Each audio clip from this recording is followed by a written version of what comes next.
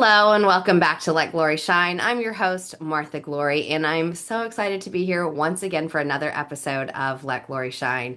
It is always a privilege and a pleasure to get to have somebody on my show that I feel so aligned with and so on mission with. Because it's amazing to always see what God's doing in other people's lives because I feel so passionate about what I see God doing in my own. I met this person that I'm getting ready to interview, Heather Eck, through one of the organizations that I'm part of, CLA. And I can't wait for y'all to hear this conversation that we're about to have because when I first met her for a quick Zoom coffee call, it was we couldn't get enough of each other and enough of each other's story. So we both were like, "You got to be on my show." And I'll be on hers next week. So I can't wait for you to meet her. Let's bring her on. Heather Eck, welcome to Let Glory Shine. Thank you so much for having me. I'm so happy to be here with you today. Thank you. And look at all the beautiful colors. I can't wait for you to tell us why you're sitting in front of these huge, beautiful canvases, because I know they are part of your story. So why don't Mhm. you tell our audience a little bit about Heather Eck? Awesome.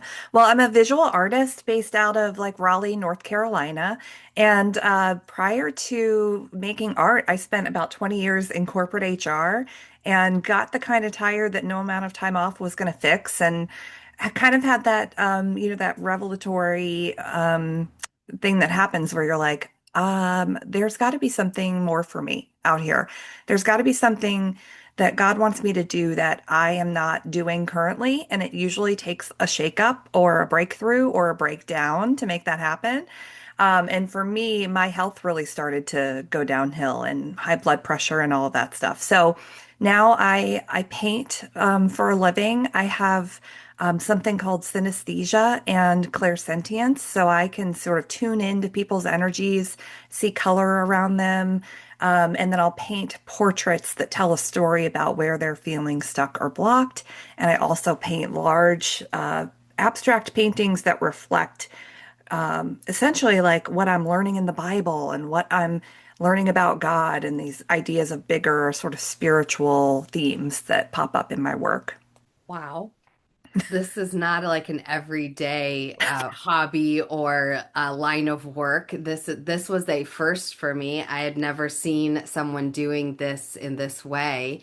The only time that I had ever seen something similar was at a arts and it was like a holistic art healing fair that I went to, Body, Mind, and Spirit in Hmm. Raleigh. Yep. And there was a woman doing it, and I was watching her paint, but I didn't stop by to like learn what she was doing. I just saw her painting. And Oh, cool. so when I thought of that when you first told me what you did, I thought about that lady and I was like, I wonder if that's what she was doing. I wonder if that's what she saw. I wonder if that's what, So that's very Hmm. cool.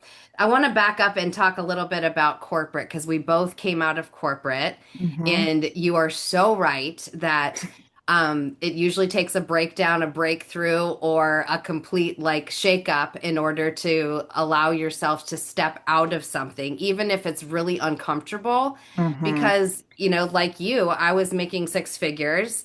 I was like miserable. I was empty, but I was also paying the bills and living a fairly lavish life, right? I was Yeah. able to live in a nice house and cars and the children were taking care all the things, right?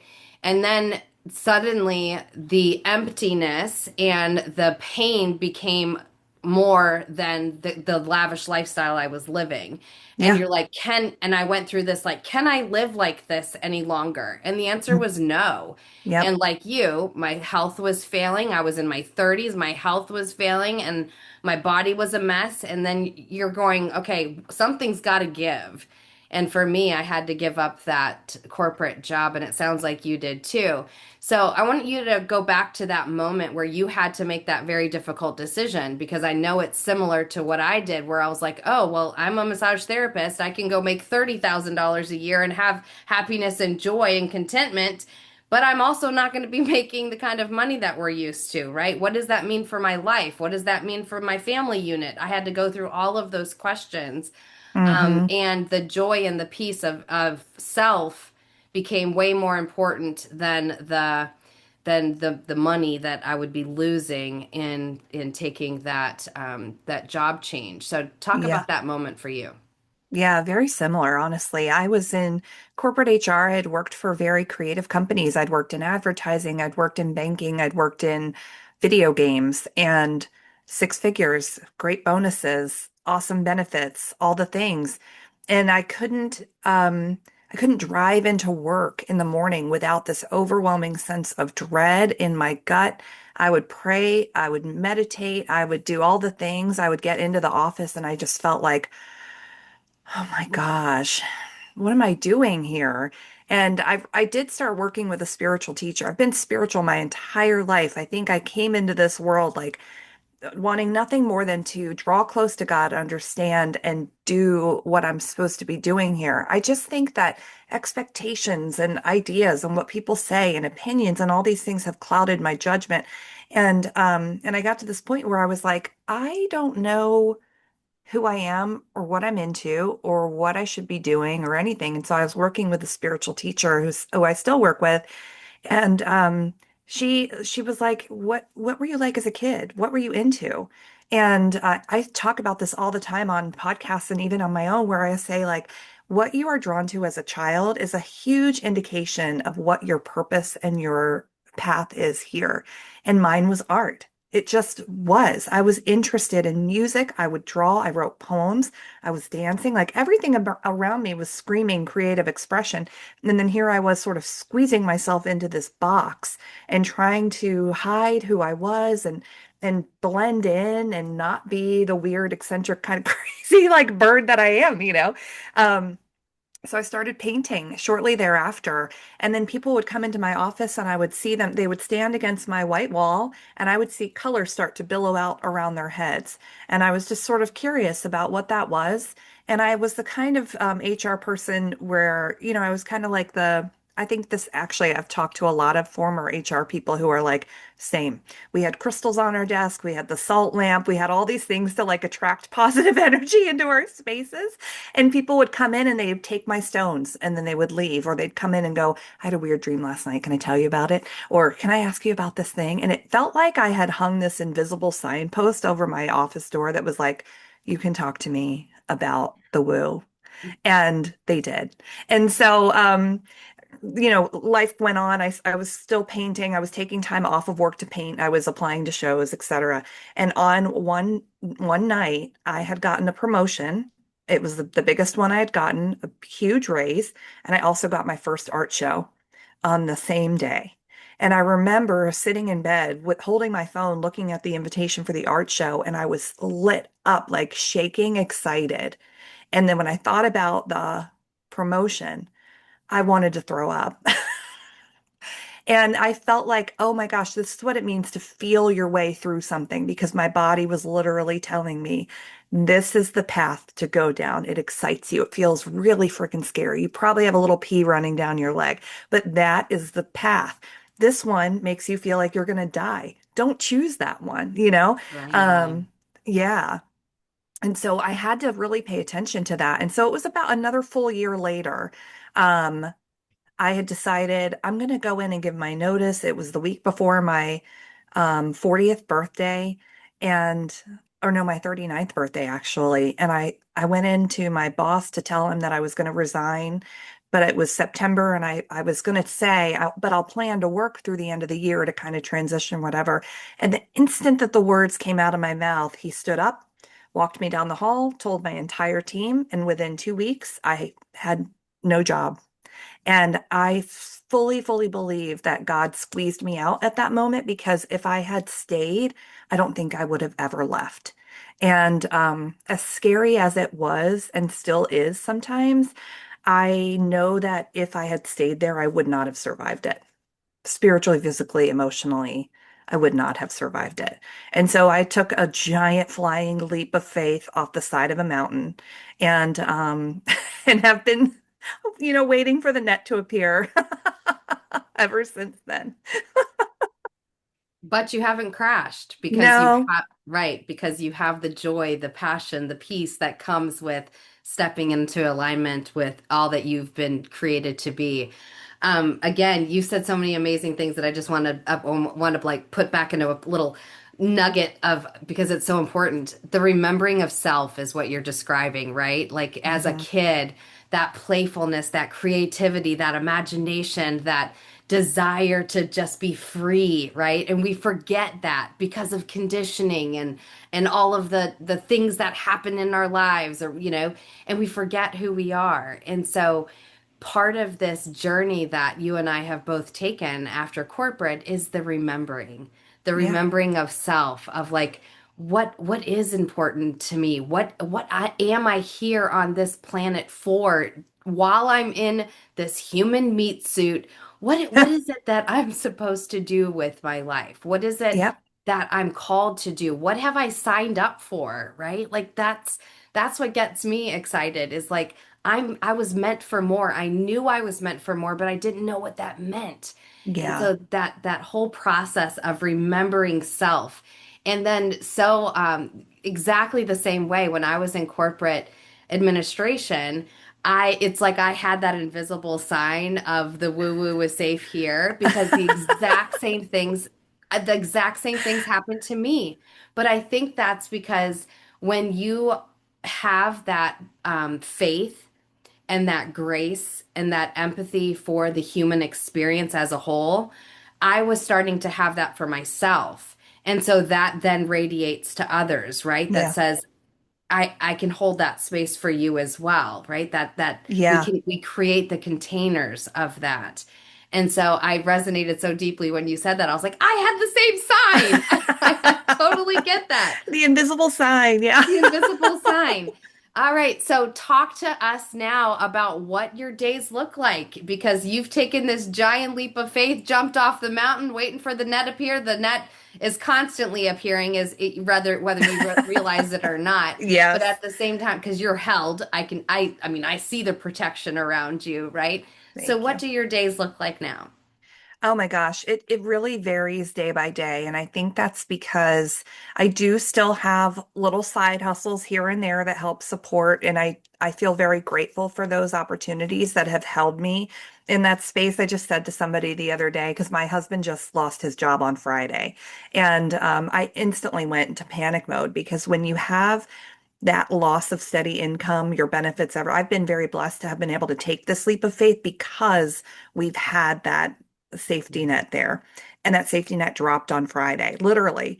And so I immediately went to panic mode. And then I was like, okay, wait a second, wait a second, wait a second. The Lord is my shepherd. I lack Mm, nothing. And so I have literally been trying to stay in that space. But so all of that to say, my day to day really centers around uh, when I start my day with my Bible study and with my prayer, my day goes so much smoother. My day feels organized. My day feels, and I think that that is me trying to learn to listen to what it is that I should be doing instead of trying to drive the day and move the day.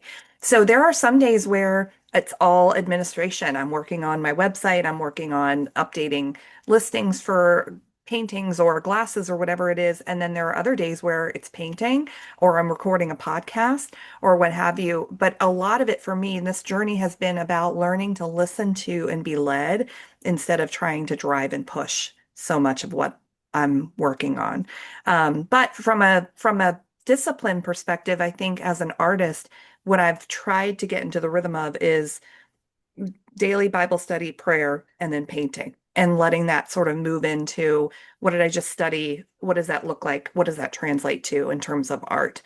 And then just sort of letting the day unfold as it needs to. But every single day is different. Just like in corporate, there were days where I was like, oh, I've got control of this day. And then it goes completely sideways. And you're like, what happened? well, the difference is we don't feel suffocated in a box, right? Like Right. regardless of how off, or chaotic my day gets, it's never that suffocating chaos of corporate, Yes. right? Like I 100%. like because my space can never feel like that again because I'm not a number, I'm not a deadline, I'm not all the things. So my worst day here is still my best day in corporate. Yes. I'm just gonna say it, right? You said 100%. something that I was in a class last night and we were talking about, and that is when you're in the flow, right?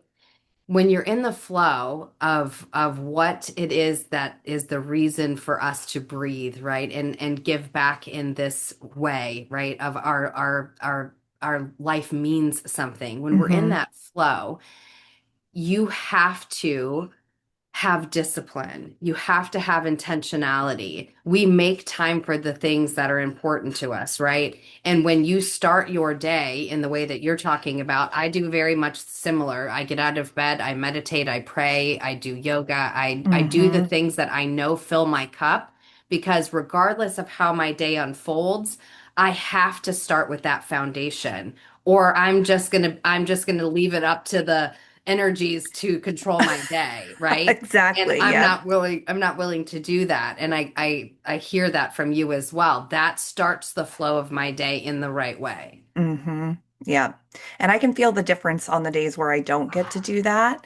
And I think part of it for me is sort of taking back, I don't want to call it control because I have no control over anything, but sort of taking back ownership of my time because I think for so long it felt like it was controlled by other people and other things. And now I sort of get to craft that day. And when I invite God into it and say, like, well, what do you want me to do? It feels like it's so much smoother than on the days where I don't do that. And then I feel like chaos, chaos ensues in whatever way, it wants to try to step in. So, yeah, I totally agree. I totally agree. The freedom I think that I feel is what I've always wanted. And I am thankful for that because that enables me to feel creatively free to paint whatever needs to come through and to offer that out in a way that feels like me as a sort of like a channel for what the messages are that come through too.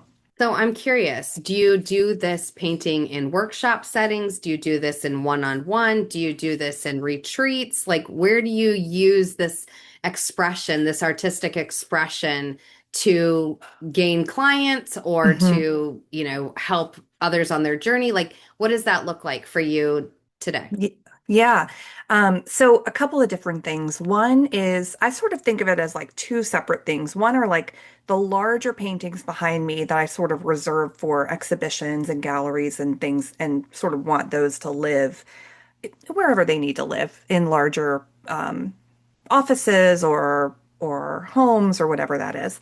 And then I sort of have this practice of creative healing. So I'll invite people into a space where they can learn to reconnect to themselves through art and through color. And so every month I hold what's called a color healing community call. And it's essentially like a free hour-long call where you can come in. We do a meditation. We do a little creative healing exercise. So sort of like art therapy, but less therapy, more therapeutic, I guess. And we talk about color and we talk about the ways that color can be healing for us. And you were so sweet in saying, oh, this is your color, this bright pink sweater that I'm wearing today. And yeah, I mean, it is. I think when we wear color, when we use color, we put it in our homes, it supports us in ways we cannot even possibly imagine. And so we talk about using color for healing through our art and how what we're drawn to, what we're repelled by, all of those things. And then I have bigger containers where I'll work one-on-one with somebody to read their energy, to read their colors, and then to develop a map for how, okay, here's where you are. Here's where you might be feeling stuck. How do we move you through those blocks using art, using conversation, using all these different modalities to help you feel better? So it's sort of like a creative healing journey that I take people on so that they can feel more like themselves, feel like they've rediscovered who they are and why they're here and how to embody that in a really authentic and loving way. Wow. Wow. Um, s- yeah. So I would like you to share with us, like, what is one of the testimonials that you've received from this work that you're doing? Yeah. Oh my gosh, that's a great question. I just had one written down on my desk because one of my clients just wrapped up her time. We were together for 4 months, and she said it was the most priceless experience she'd had because she came in with so much anger and frustration about the ending of her marriage. And we kind of joked, we didn't joke about the ending of her marriage, but we joked about what her transformation was because she said, I don't even know what happened, but after we did this exercise together, I was no longer mad at him. And I think she was just able to move through the feeling of anger and frustration into a place of forgiveness. So she's more in touch now with her feelings than she was before. It's almost like she had given herself permission Mm, to just feel the feelings, and that she could create without any expectation. And I think that's one of the things that as kids, we have the freedom to just dance and paint and draw and sing and all the things. And then all of a sudden we grow up and we lose that. And so she said that, it's such a gift to know that you don't have to show or sell or share anything that you create, that you have created just for you to be able to express what it is that you're feeling and just get it out. And so I think that has been one of the most powerful experiences because she truly, when she came in, she was like, I don't know who I am. I can't say anything. People don't listen to me.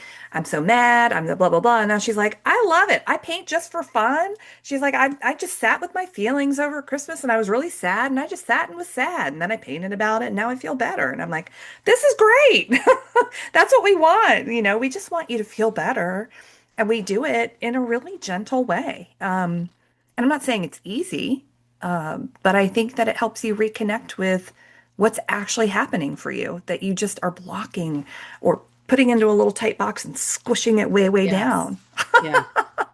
I love that this creative expression gives permission because I talk about that a lot in my trauma program or my coaching program about giving yourself permission, right? Why we feel like we need permission, like that's a whole societal conditioning that I could go down the rabbit hole of, and I'm not going to, but the idea of receiving permission, right? Like I started out sharing my story because I knew that it would give others permission to share theirs if they heard mine, right? And Yeah. it has over the last couple of years of me doing it over and over. God has been like, somebody will reach out to me and be like, thank you so much for sharing this. Like I wasn't in a cult, but I did experience this and I thought I was alone. I didn't know anybody, right? And so it makes people feel less alone and it gives them permission to speak about theirs. And then that creates the expansion of feeling, right? Because for whatever reason, as we grow up and out of childhood, we learn how to numb. Yeah. And that is one of the harshest realities of growing up is that we learn how to numb. And it's not anybody said just start numbing, right? Nobody said use those words or that vocabulary, but it's like instinctually just taught to us, right? Because we're taught, oh, get up and shake it off and rub some dirt on it and that didn't hurt Yep. that bad. And what are you talking about? Feelings? Shut your mouth. Whatever. Yep. And suddenly we're numbing, finding ways to numb. And the numbing is what turns into the trauma Yeah. because the trauma is not the actual act of what happened to us. The trauma is the identities that we take from what happened to us, the unworthiness, the abandonment, the unlovable, the all of those things. The trauma is not actually what happened to us. It's Hmm. the identities that we carry and the things that we start to do, like the numbing, that becomes our trauma, that we have to undo, that we have to Yeah. unbecome, that we have to recalibrate from, right? And so giving yourself permission to start feeling again starts to resolve and dissolve those trauma entities. Yep. Oh, I love the way you just said that. Yes, that's exactly right. That's exactly right. And there's so many different ways to move through those feelings.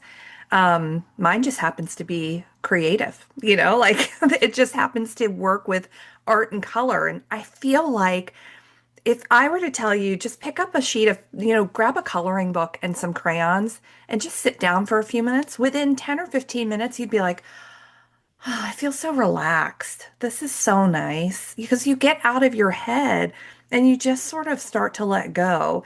And then you begin to get clarity on things. Oh, you know what? That conversation wasn't as bad as I thought. Or, you know what? Actually, instead of this, I want to do this. And it's all because you just gave yourself some space to get out of your monkey mind and into your body and to just sort of feel. Yeah. And that is priceless. That's the priceless part of it. Yeah. Yeah. Any way to quiet the noise, right? Yes. Yeah. As adults, we have so much noise going on in our heads, in our minds, right? In our thoughts. And then not even to talk about the noise out there that infiltrates, right? All of that. Yep. All of that. Yeah. And so anything that it allows us to come back to presence, to come Hmm. back to now, to come back to this exact moment, because this is the only one that matters, Oh. right? And in Yep. a second, the moment has changed. So any amount of time that we can take to bring in the moment and to be present in that moment is priceless, is Yep. priceless. And so Yeah. I feel that so deeply in what you're talking about and what your client experienced. And I'm sure that all of your clients do it in that way because I know that that's the same for me is understanding how do we bring in the presence? How do we bring in the moment? So what does that mean for you to bring yourself back to present? How do you do that? I'm sure you do painting, but what else do you do to really stay present? Oh my gosh. I think for me, I've been learning to, well, you know that I'm immersed in Bible study. I'm obsessed with it. I'm a total Bible nerd. I'm studying biblical Hebrew. I'm learning how to read the word in a really intentional way. And one of the ways that I do that is just by reading it out loud. I've found that when I read in my mind, I can get very distracted. But when I read it out loud, there's something about the speaking of the words that it like helps me retain it. And it helps me stay present because I'm literally reading and speaking at the same time. And so that helps me stay really present. And I think the other thing I've learned recently is when I am on my phone when my family is present, that means that I'm giving attention to somebody who's not here in the room with me. I'm giving attention to people who are Oh, wow. on the phone, not in the room. And so I've started to learn to go, wait a minute, that person's not here. Their situation maybe, maybe they need a response from me, but do they need it right now? They're not physically here with me, but these people are. And so how do I Mm. stay present with them? Because I know you're a mom too, so you get it. Like my son is 13. I don't know where those years went, but I I imagine know. I like picture him when he's really small, and Mm. I almost feel like I'm grieving that time because that sweet little nugget is now taller than I am. And I'm like, where did that time go? And I sort of, not regret, but I go, I kind of wish I had been more present with that tiny little person to have Yeah. all of those feelings and emotions. And so I look at him at 13 and I'm like, I just want to be present with you now because 5 years from now, you're going to be in college. And then what do I do? So just trying to like remember to take in that feeling. Yeah, the one I struggle with the most is like, if I had only known what I know now, right? Would I have Yeah. been a different mom? Would I have been right? And Yeah. the truth is no, because my oldest is 16 and my youngest is 10, and they've been through the evolution with me, right?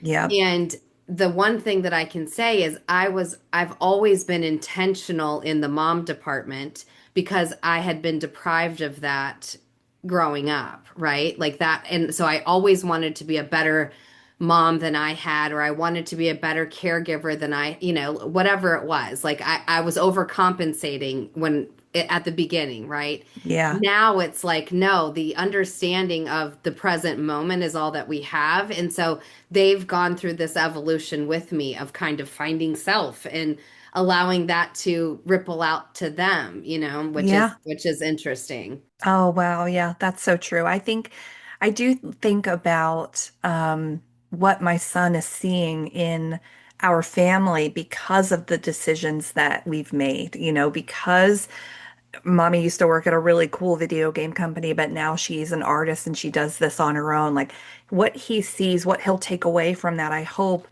inspires and enables him to make decisions that will be healthy for him in the future because he can see what's possible when you choose yourself versus what you think you should be doing. Things like that that I hope reflect positively for him. Absolutely. Heather, unfortunately, we are out of time, which is always so sad when it feels like we're just getting started. We I could know, do I can't another wait to whole hour continue. Yeah. on this. I always end my show the same way, and that's asking each guest, what does it mean to allow Heather's glory to shine? Oh man, that's a great question. I think, um, I try to, what I'm trying to do is to reflect God in my work. And Mm, so, in that way, I don't really want to glorify myself, but glorify God through the pieces and the stories that they tell, and trust that in that work, I'll be cared for, I'll be provided mm, for, I'll be nurtured and loved. mm. You know, I think Yeah. that's like the biggest thing for me more recently, for sure. Oh, I love that. That's beautiful. Yes, Thanks. girl, you are letting your Heather shine. I love it. Let your glory shine.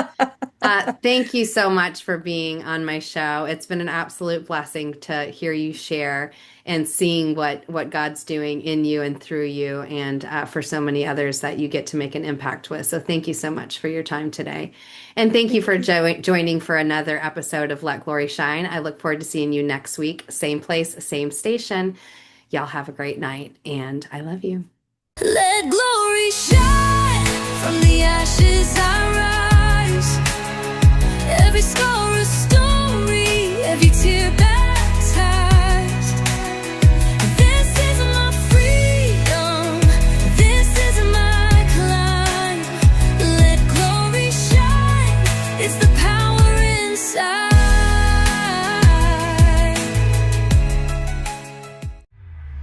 This is your prosperity.